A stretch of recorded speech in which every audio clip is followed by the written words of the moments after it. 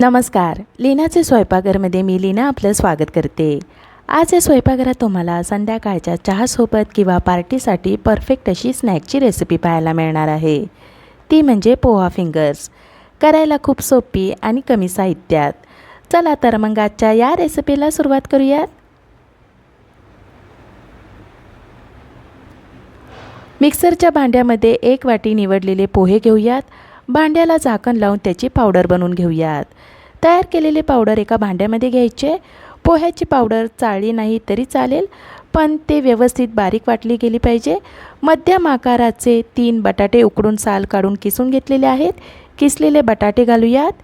इथे मी पाऊण वाटी तांदळाचे पीठ घेतलेले आहे। 1 टीस्पून जिरे हलकेसे गरम करून जाडसर कुटून घेतलेले आहे।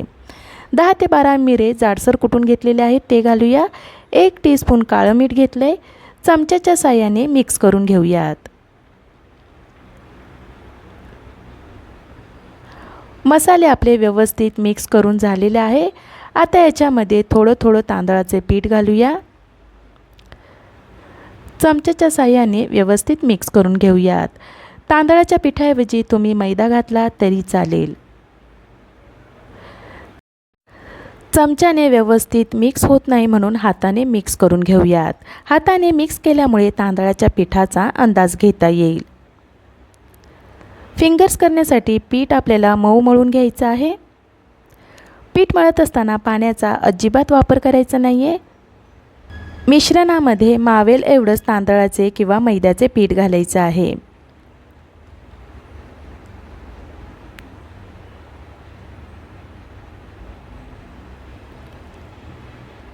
पीठ आपलं मळून झालेलं आहे। घेतलेल्या पिठापैकी एवढं पीठ शिल्लक राहिलं आहे। पाव पळी तेल घेऊन पीठ चिकट होईपर्यंत मळून घेऊयात।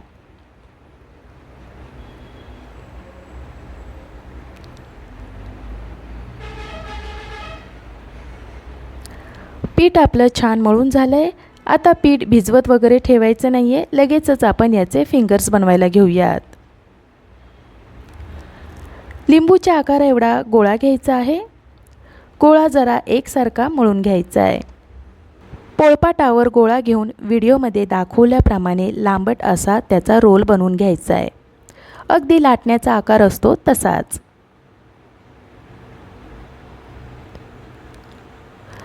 हे बघा, या पद्धतीने बनवून घ्यायचं आहे। आता याचे एकसारखे लांबट आकार होतील असे सुरीने कापून घेऊयात।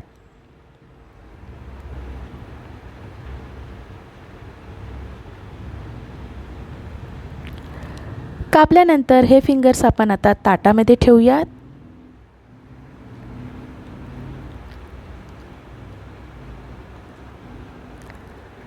याच पद्धतीने सर्व पिठाचे फिंगर्स बनवून घ्यायचे आहेत। सर्व पिठाचे फिंगर्स आपले बनवून झालेले आहेत। आता हे फिंगर्स आपण 15 मिनिटांसाठी फ्रीजरमध्ये ठेवूयात। 15 मिनिटांपेक्षा जास्त फिंगर्स ठेवायचे नाही आहेत बरं का। फिंगर्स आपण डीप फ्राय करणार असल्यामुळे गॅसच्या मोठ्या आचेवर तेल चांगलं गरम करायला ठेवायचं आहे। तेल गरम झाल्यावर गॅसची आच कमी करून फिंगर्स तेलामध्ये सोडूयात आणि लगेचच गॅसची आच मोठी करूयात, म्हणजे फिंगर्स आपले कुरकुरीत होतील। झाराच्या मदतीने अलटून पलटून सोनेरी रंग येईपर्यंत आपण हे तळून घेऊयात। मोठ्या आचेवर तळत असल्यामुळे फिंगर्स एखाद्या वेळी तेलातून उडून बाहेर येऊ शकतात, त्यामुळे तळताना काळजी घ्यायची आहे।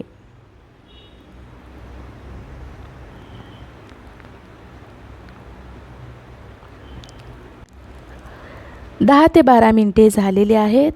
फिंगर्स आपले हलका सोनेरी रंग आणि कुरकुरीत होईपर्यंत तळून झालेले आहेत।